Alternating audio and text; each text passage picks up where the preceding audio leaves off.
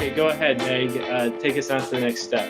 Okay, so I've done everything, and you can update it as many times as you want. And then when you're done, putting it on your website, you want to go to export it to print.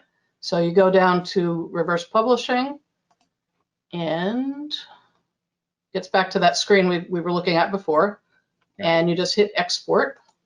And as you can see, it's exporting. It's going to my downloads folder. I just keep a little window for the downloads folder here. So right now we're going to minimize my internet browser and also get rid of the Word file.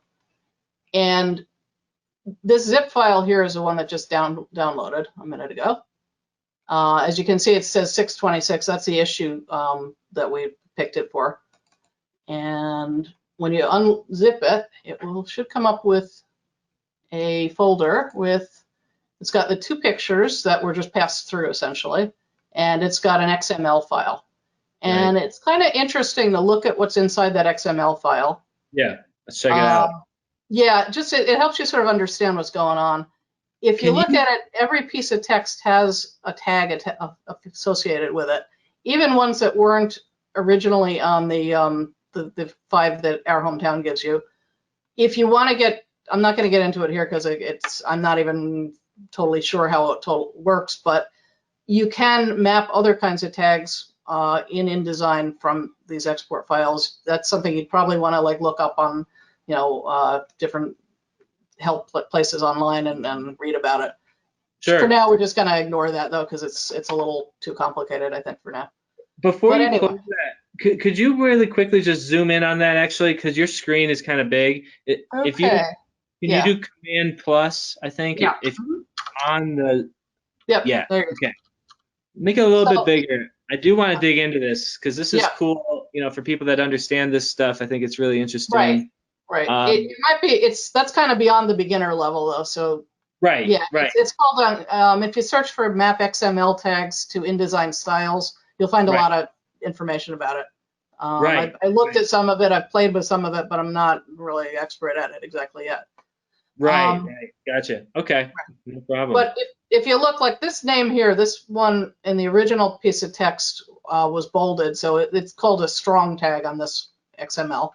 Right. I think this was italics, I believe. I have some of it set up on my documents, but I don't really have it working perfectly, so gotcha. Play around with it a little more. Yeah, because that's one that we didn't actually provide a field for, but we do. The ones up here are the ones that you've provided fields for, where it says subhead 14p. That's one of the fields that you gave us. Exactly. So let's just look at that. You got headline 30p, subhead 14p. People maybe remember earlier from that screen you showed us right in the beginning.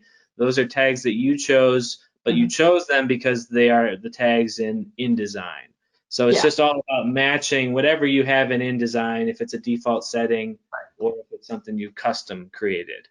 Yeah, it has to match exactly though. It has to be, it's case sensitive for one thing. Right. Perfect. Okay, great. All right. So this is our article, structured stories. Okay. Well, the neat part, I think, is when so I created a template just for reverse publishing. It's pretty simple. You can even use your regular templates if you want. I just thought this was handy. So I have just a page with our normal, page size on it, normal columns that we usually use. And let me just open this up a little more. What you do is you go to File and you say Import XML. And it will ask you where you're looking for. We're going to go to my desktop, which is, here's the folder I created for you. I'm sorry, I want to go to downloads, not desktop. Let me try that. Downloads, and this is the folder that we just opened. Here's the XML I want to do. All right, so we just say open. And I just use the defaults here. I haven't messed with those. And when you open it, it creates it opens a panel called the structure panel in InDesign. And when you turn this little caret, you get the story.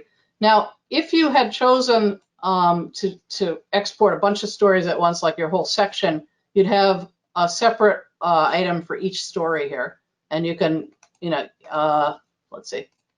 So this is the first story. You'd have a whole row of these. Right. You know, some people may want to do their designs that way. That's different choices.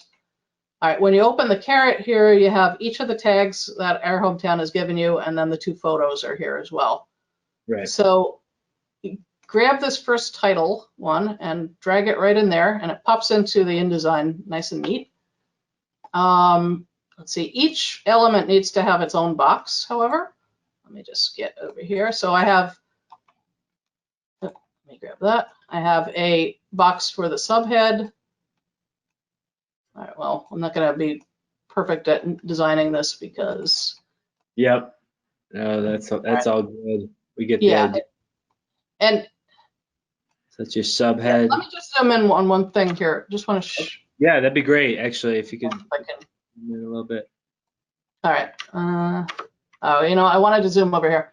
I don't know if you guys can see it, but next to each element, there's a little plus when you put it on the onto the design. And if you were to delete this section, Yeah. that plus would go away. So you know if you have left off anything because you'll be missing the, you know, Nice. it's getting over here. Good So, tip. Yeah. So here is, let me just do that again, duplicate that thing. Just gonna get my box back again. Right. Okay, so let me put the subhead back here. This one is gonna be the byline. It's here, and let me just slide that one over here. Right. Okay. Just gonna make that sit on top so it doesn't, okay. The body of the story, you just drag over here.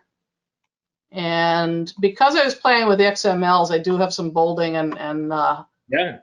InDesign, sorry, italics. I'm still working on getting that just right, but we'll, you know, close enough for now. Right. Yeah. Okay. So, very. Right. All right. And then you have photos. Let me just. Oh. Yep. Yeah, when you open the body, it shows you each paragraph. You can place each paragraph separately too. I just drag them all over at once because it's simpler for me. But you might have a design where you wanted to have different paragraphs in different places, and you could do it from there. Excellent. Excellent. Okay. When you open the graphic, it shows you the image, and we're going to pull in this one here. All right. Let's see. Let me get him right. Where's that? I'm looking for my. Wait a second. Is this to I'm just trying to, get his image in there. This is the one I wanted. This just fills it frame proportionally. That's an InDesign thing. Probably. Yes, I think that's a setting on the box. Right. Yeah, I'm assuming you have some familiarity with InDesign already. If you don't, that's, you know, it's a sort of basic thing of you know, how boxes work.